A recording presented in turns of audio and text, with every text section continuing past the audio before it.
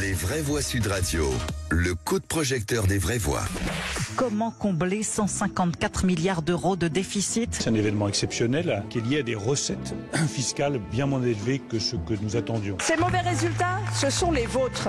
Après 7 ans de politique néolibérale, c'est votre échec. Et à chaque fois que nous proposions des dispositifs de protection, sur tous les bancs de cette Assemblée, dans toutes les oppositions, on nous disait « dépensez plus ». L'exécutif cherche plus que jamais à faire des économies. Rétablir nos finances publiques, revenir sous les 3% de déficit public en 2027, c'est l'engagement que je prends. Et c'était le poste le plus sensible à pourvoir. Éric Lombard prend les rênes du ministère de l'économie avec une mission urgente, avec le futur budget. Ancien patron de la Caisse des dépôts et créateur de la Banque des territoires, ce spécialiste des finances publiques inspiré par Michel Rocard a du pain sur la planche. Alors parlons vrai, est-ce qu'il va devoir augmenter les impôts, comme il vient de la gauche, ou baisser les dépenses, ou changer de logiciel pour ne pas se faire censurer par le RN comme le gouvernement Barnier?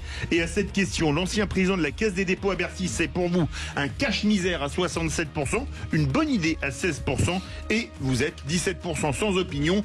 Et les vraies voix et Aude attendent vos appels au 0826 300 300. Et Philippe Erlin est avec nous, économiste. Bonsoir, merci d'avoir accepté notre invitation. Votre appel a été transféré. Vous avez demandé la police, ne quittez pas. C'est ça. Voilà, quelqu'un a quelque chose à se reprocher autour de la table. Suivez mon regard. Philippe David.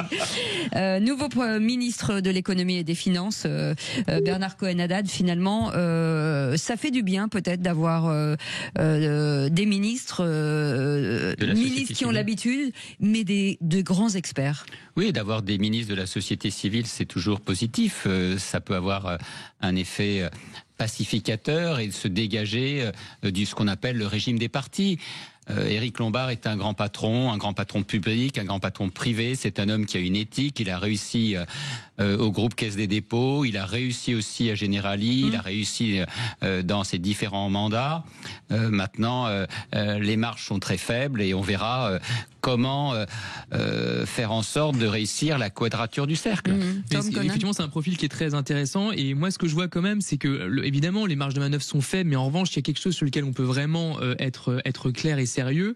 C'est sur effectivement le budget, parce qu'effectivement, en fonction de cela, si on arrive à avoir un budget intéressant, équilibré, qui permettra de taxer davantage les plus aisés, sans forcément augmenter effectivement la charge de manière démentielle, il se peut ensuite que les agents de notation nous notent mieux d'une certaine façon, et donc qu'on emprunte à un coût inférieur que ce qui était prévu, et donc au final que le budget s'envoie ensuite améliorer et dégage d'autres marges de manœuvre pour des postes. Ça, c'est intéressant.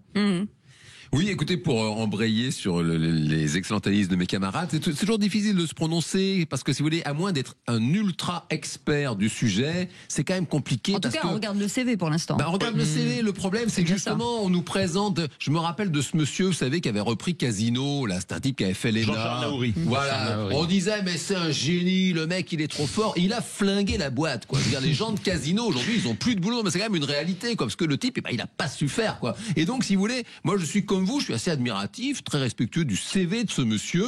Maintenant, Bruno Le Maire, bon, certes, il a fait de la politique toute sa vie, mais on nous le présentait comme un bon. Notre président de la République actuelle était présenté on n'est pas sur le même niveau.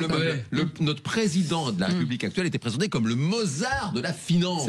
Ben écoutez, je suis pas un ultra mélomane, mais quand même Mozart, j'ai le sentiment qu'il se débrouillait quand même un peu mieux en piano que monsieur Macron en finance. Certes, mais c'était une autre époque, monsieur Cohen-Haddad. Allez, donc si vous voulez, le bénéfice du doute, mais c'est quand même très angoissant. Philippe Erlin, économiste, bonsoir, merci d'avoir accepté notre invitation. Forcément, quand nous on regarde le CV, on se dit lueur d'espoir. Oui, un peu quand même, parce que c'est quelqu'un qui a une compétence réelle par rapport à son prédécesseur. Et puis je crois aussi qu'on l'a pris parce que comme il a une carrière de banquier, c'est quelqu'un qui va être capable de parler aux ceux qui investissent leur argent dans la dette de la France. D'ailleurs, la Caisse des dépôts en possède elle-même beaucoup. Mais il faut savoir qu'en 2025, la France va devoir emprunter 350 milliards d'euros pour financer donc la dette et le déficit. Et il va falloir avoir un ministre des Finances qui puisse s'adresser à tous ces investisseurs, dont, je le rappelle, un peu plus de la moitié sont des investisseurs étrangers. Donc, et ça, c'est des gens qui peuvent assez vite décider, s'il y a un problème de confiance, d'arrêter d'acheter de la dette. Et s'ils arrêtent d'acheter la dette de la France, on se retrouve en faillite. Parce que l'épargne nationale ne suffit pas à financer toute la dette et tout le déficit. Donc je crois que c'est aussi pour ça qu'on l'a pris. Il faut oui, non, mais vous avez raison. On a à peu près 335 milliards d'euros d'IDE, ce qu'on appelle des investissements directs d'étrangers, dont 130 milliards qui viennent des Américains. Donc, bien entendu, il faut rassurer les marchés pour montrer qu'on est une signature crédible. Il faut rassurer les investisseurs. C'est pour ça qu'il ne faut pas non plus faire en sorte de surtaxer les dividendes, de surtaxer les entreprises. Il faut améliorer aussi notre capacité de aider les entreprises, surtout dans les territoires, et ne pas augmenter les impôts de production, baisser l'impôt de société. Il y a 11 points de différence sur l'IS entre la France et l'Allemagne. Donc, cher monsieur, est-ce que vous pensez effectivement qu'il faut geler les compteurs ou qu'il faut faire un effort vis-à-vis de notre système de production ? Il y a seule façon d'agir pour réduire le déficit, c'est de baisser la dépense publique. Parce que je rappelle qu'au niveau des faillites d'entreprises, on est au niveau de 2008-2009, c'est-à-dire qui suivait la crise des subprimes. Donc c'est déjà une dévastation sur le tissu économique français. Donc la moindre hausse qu'on ferait sur les entreprises, ça se traduirait par des vagues de faillite.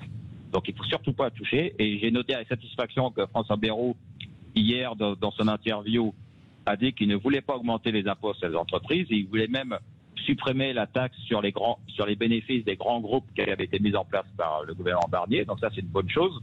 Maintenant, il n'y a pas... Quand le journaliste l'a un peu interpellé pour savoir s'il y aurait des hausses d'impôts sur les ménages, il a un peu botté en touche. Donc j'ai un peu peur qu'il y ait quand même quelques hausses d'impôts sur les ménages. Mais en tout cas, a priori, sur l'entreprise, il n'y aura pas de hausse. Et donc la seule façon de faire vraiment baisser le déficit, c'est de s'attaquer à la dépense publique. Et François Bayrou a dit qu'il voulait... il a dit 1 euro sur la dépense publique improductive. Donc espérons que ce sera suivi de faits concrets.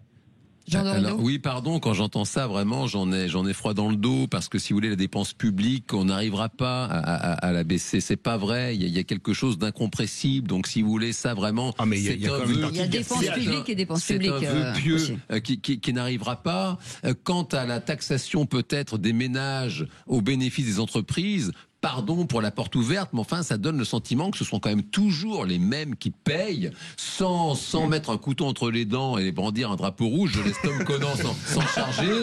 Il y a quand même des groupes en France qui sont ultra riches, qui font des bénéfices de dingue, qui distribuent des dividendes de dingue. Ce sont des personnes qui ont les moyens de se payer des conseillers financiers, des conseillers fiscaux, qui réussissent finalement par des pirouettes à payer un minimum dans le pot commun, dans la caisse commune, et vous avez à côté de ça des petites gens qui travaillent, qui mouillent le maillot pour essayer de vivre à peu près dignement. Oui, mais pourvoyeurs d'emploi aussi, Jean Dorédo.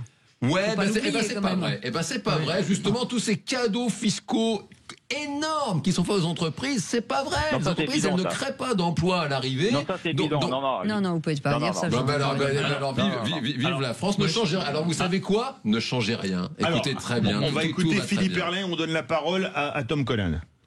Dans cette histoire des cadeaux fiscaux aux entreprises, ça m'énerve parce que les entreprises françaises sont celles qui sont le plus taxées dans les pays de l'OCDE.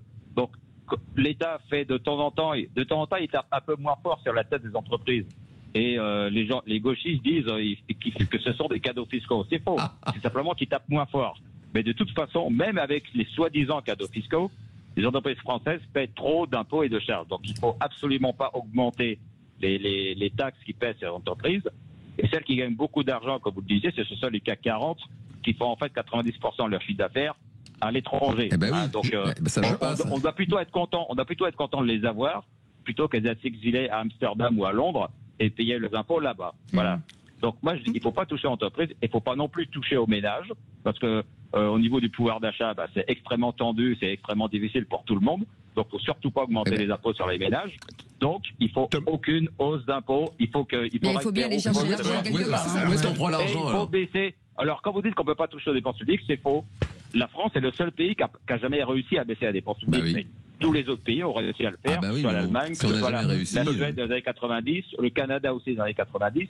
Et ce que va faire Trump avec Elon Musk et le Doge, il va aussi sabrer dans les dépenses publiques. Donc on peut le faire, voilà. Mais à un moment, c'est un peu difficile. Les gens vont grincer des dents, mais si ça se fait et qu'il n'y a aucune hausse d'impôts et que l'économie et que la croissance repart, et finalement les gens seront gré à ce gouvernement et à François Bayrou. Voilà. Moi, il me semble qu'il y a deux aspects importants. Il y a d'abord effectivement la question de la justice fiscale, et Jean Dorido, j'adhère en grande partie à ce qu'il vient de dire, même s'il faudrait évidemment préciser ces points-là, mais on n'a pas le temps de détailler toutes les mesures et tout, effectivement, certains cadeaux ou mesures fiscales en tout cas qui effectivement n'ont pas été dans le sens d'une justice fiscale, parce que je rappelle qu'en France, tout le monde paye beaucoup d'impôts, y compris les classes moyennes. Alors, évidemment, les entreprises en payent beaucoup aussi, c'est tout à fait vrai. Mais un mec qui gagne 2500 balles par mois, il en paye aussi beaucoup proportionnellement d'impôts. Qu'il soit célibataire, etc. Mais avec quand même un problème, c'est que l'IRPP n'est payé que par 43% des foyers. Et ça pose question. À 2500 balles par mois, il en paye plein pot. Tom a raison. Il y a effectivement la justice fiscale. Et le deuxième volet, c'est la question des transferts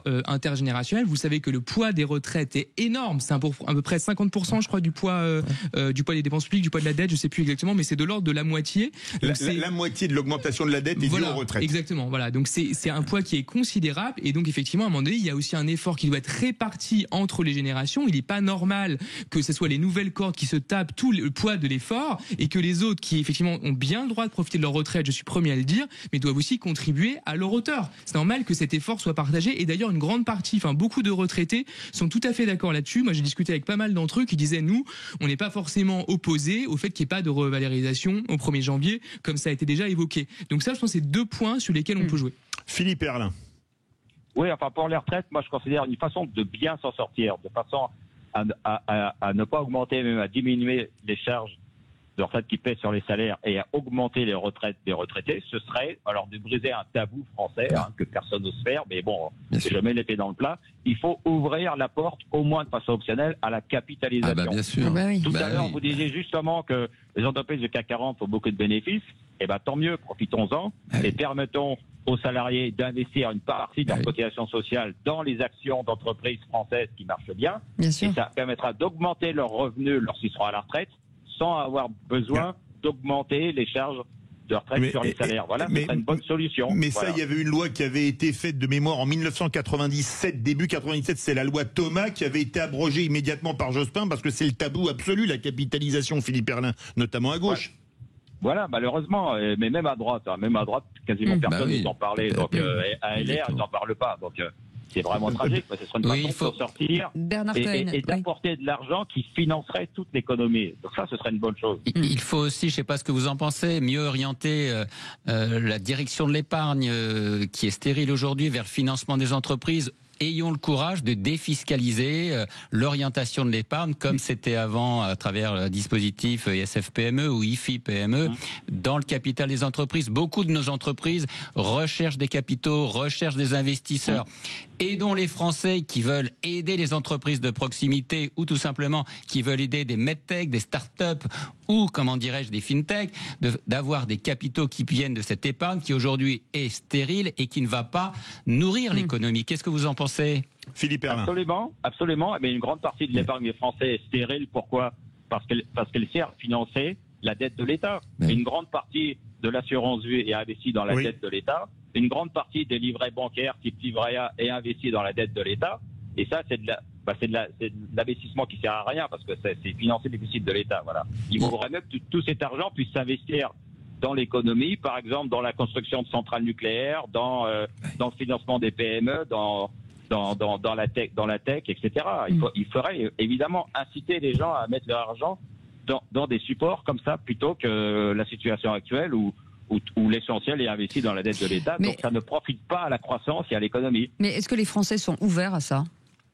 Je le crois, oui, parce que les rendements seraient meilleurs. Parce que l'assurance vie, vous faites même pas l'inflation. Donc les gens qui mettent leur argent sur l'assurance vie, ils font même pas l'inflation. Et puis le jour où l'État fera vraiment défaut sur sa dette, elle va être saisie du jour au lendemain. Et quand vous voyez ce que vous cotisez... Ça peut être aidé notamment grâce à la loi Sapin 2, qui date de 2016, qui permet à Bercy de couper, d'empêcher les gens de récupérer leur assurance vie. C'est inscrit dans la loi, c'est la loi Sapin 2. Voilà. Quand vous voyez ce que vous cotisez comme indépendant à la retraite, quand vous voyez ce que la CIPA vous prend comme indépendant, c'est une honte. Et à l'arrivée, des pensions de misère, c'est absolument scandaleux, alors que précisément, une ouverture à la capitalisation, ça permettrait d'arranger beaucoup de choses.